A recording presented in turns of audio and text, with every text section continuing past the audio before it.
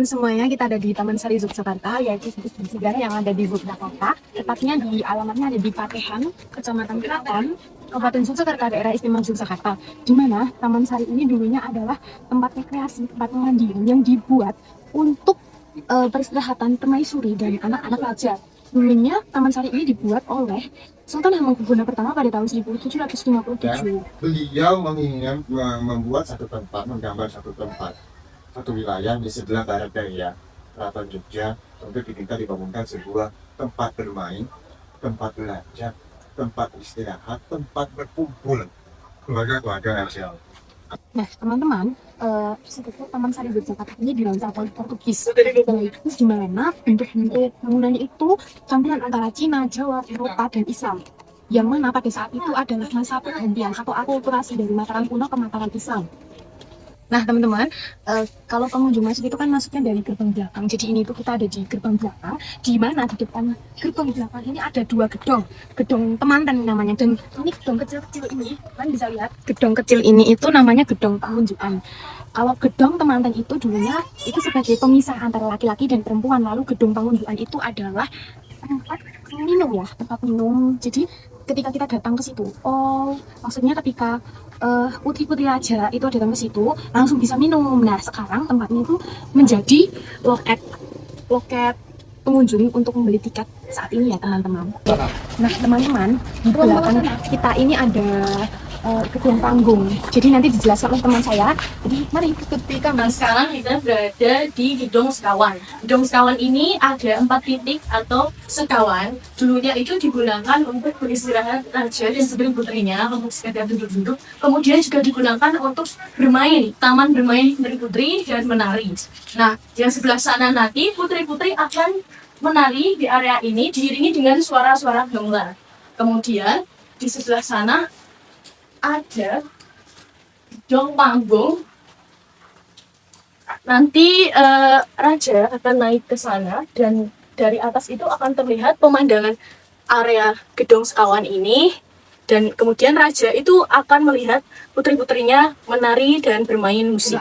Jadi ini simbol untuk penolak bala, gitu ya. Jadi hal seperti ini selalu letaknya di atas dan ada di setiap sisi. Sekarang kita berada di Pasiraman Umbul. Pasiraman Umbul itu ada 3 titik, di mana titik pertama itu kolam untuk pemandian dan berendam anak-anak yang belum dewasa, dan kedua titik untuk pemandian putri-putri raja yang sudah remaja, dan yang terakhir ada kolam atau pemandian yang lebih tertutup, yaitu untuk putri-putri raja yang sudah dewasa.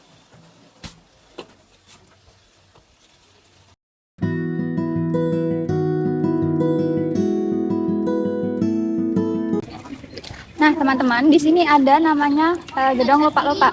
Ini berbentuk persegi 8 ya. Ini dulu jadi tempat peristirahatan raja-raja Keraton Yogyakarta. Terus di sana itu namanya Gapura Agung. Gapura Agung. Nah, Gapura Agung itu jadi pintu utama masuk raja-raja zaman dulu.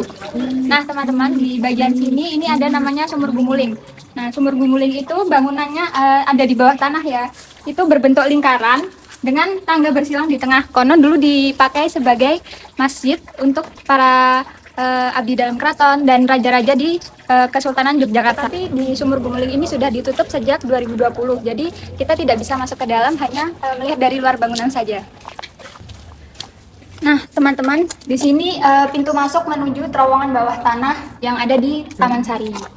Teman-teman, kita sekarang berada di Pulau Kenanga yang bangunan tinggi megah 2 lantai ini dinamakan Water Castle karena dulu tempat raja dan permaisuri serta anak-anaknya itu beristirahat ketika berkunjung ke Taman Sari ini. Dan dari lantai 2 ini raja-raja itu bisa melihat seluruh pemandangan yang ada di sini, karena sebelumnya di sini itu adalah dikelilingi kolam atau yang dinamakan segaran. Segaran itu adalah segoro. Segoro itu seperti laut, tapi kalau segaran itu adalah danau yang dibuat oleh raja. Nah, Water Castle itu karena gedung 2 lantai ini tuh mengambang di atas sekarang.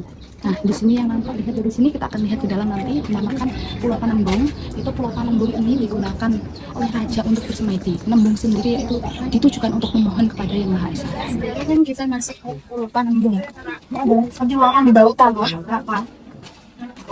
Kenapa kita masuk ke dalam Pulau Panembung? Ini adalah Punya seperti bagus ya, yang ada dari Amang Yogyakarta aja bu, Amang